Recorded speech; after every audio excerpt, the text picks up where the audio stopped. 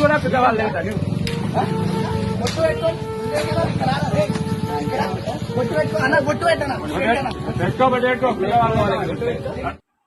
చూసారా యువకుల్ని ఇద్దరు యువకుల్ని ఎలాగా కొడుతున్నారు చూసారా.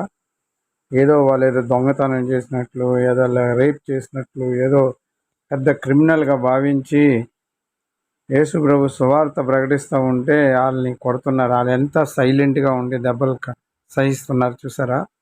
అది యేసు ప్రభు ఒక గొప్ప విషయం అండి.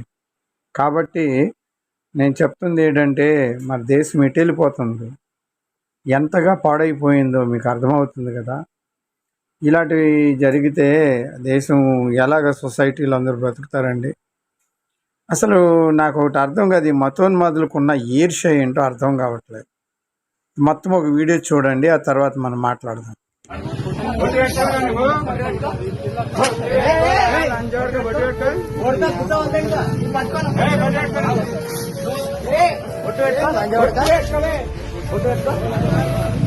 ఇంత బలవంతంగా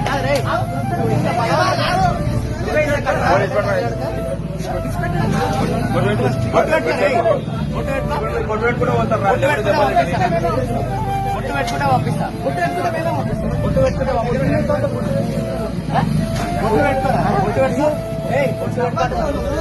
నువ్వు ఇంత కాన్ఫిడెంట్ ప్రచారం చేస్తావా?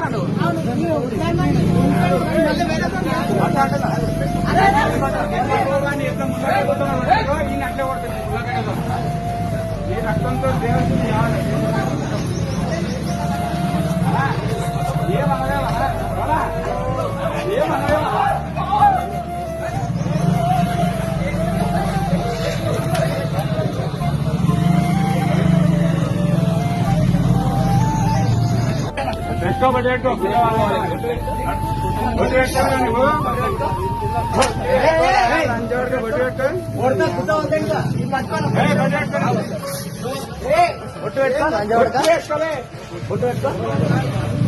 ఇంత బలవంతంగా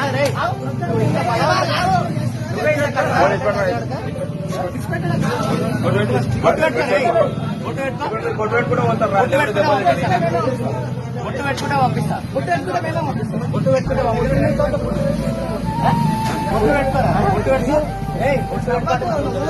నువ్వు ఇంత కాన్ఫిడెంట్ ప్రచారం చేస్తావా?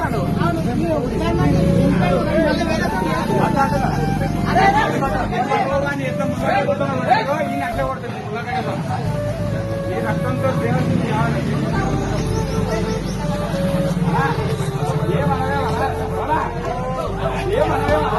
వీడియోని బాగా గమనించారండి. ఆ సువార్థికులకు పంపించిన ఇద్దరు కుర్రోలు వైట్ షర్ట్ వేసుకొని సువార్త చేస్తూ సువార్త కాగితాలు ముఖం మీద కొట్టి బలాత్కారంగా బొట్టు పెడతామని లాగి బట్టలు కూడా చింపేసి ఒక అబ్బాయి అటు కాసి వెళ్తుంటే లాక్కొచ్చి పరిగెట్టి వచ్చి ఇష్టం వచ్చినట్టుగా పిడుగు గుద్దులు గుద్దుతున్నారు.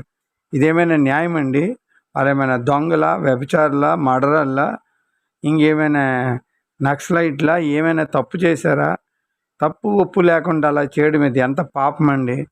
ఇదేనండి మీరు నేర్చుకుంది, మీ సంస్కారము, మీరు నేర్చుకున్న బడిలో నేర్చుకున్న భారతదేశం మనది, భారతీయులందరూ మన సహోదరులు, India is my country, all Indians are my brothers and sisters. ఇదేనండి నేర్చుకుంది.